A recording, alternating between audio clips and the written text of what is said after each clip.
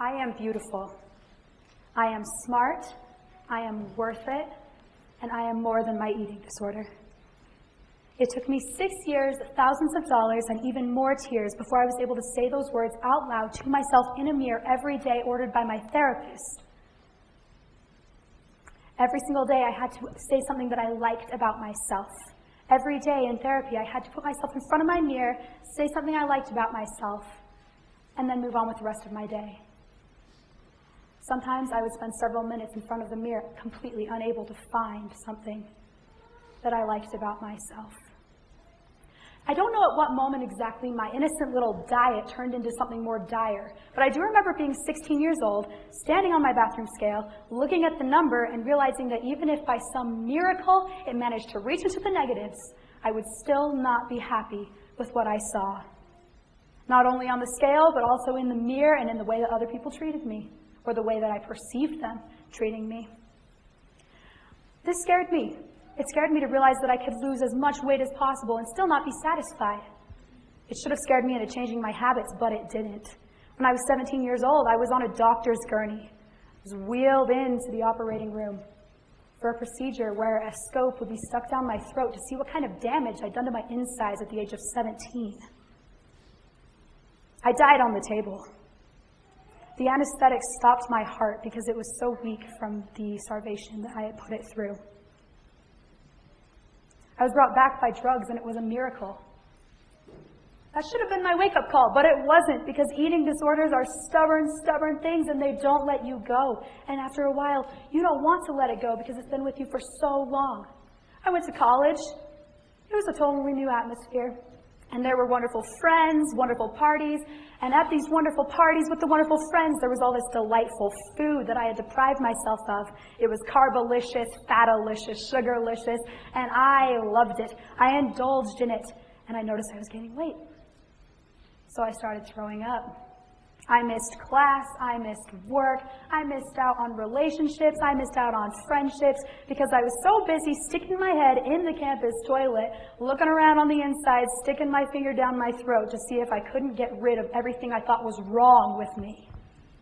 If they gave a degree on what the inside of Brigham Young University, Idaho's toilets looked like, I would have been out of there within a week because I had my head so far in that toilet all the time.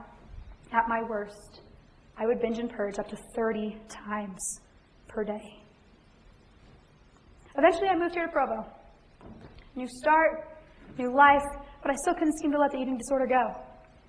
And one night, as I was kneeling down by the toilet, which frankly had become my praying place, where I prayed I'd be able to get everything out of my body and everything out of my emotions and everything out that I thought was wrong with the world, I noticed something. As I went to stick my hand down my throat, I glimpsed something on the back of my hand. Many bulimics have this sign. It's what's called Russell's sign. And it comes from sticking your fingers down your throat and biting on your hand in the process.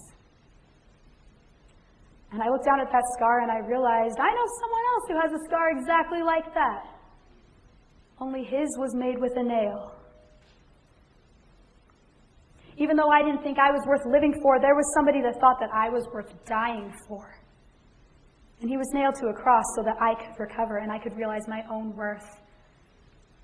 And it took me a while, but I decided to recover. And I thought, in my naive little mind, I thought recovery would be from awful to awesome, and it would be one straight shoot there.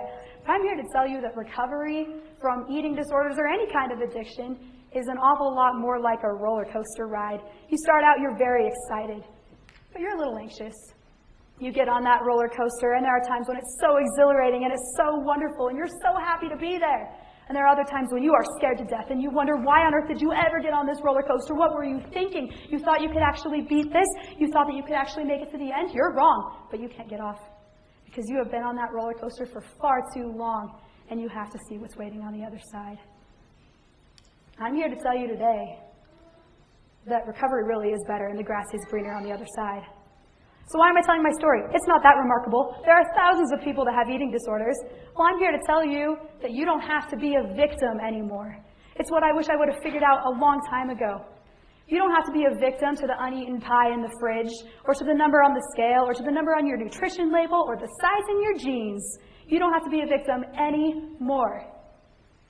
I am giving you permission to stand up and be a victor because your body is God's greatest creation. Don't mock his finest work.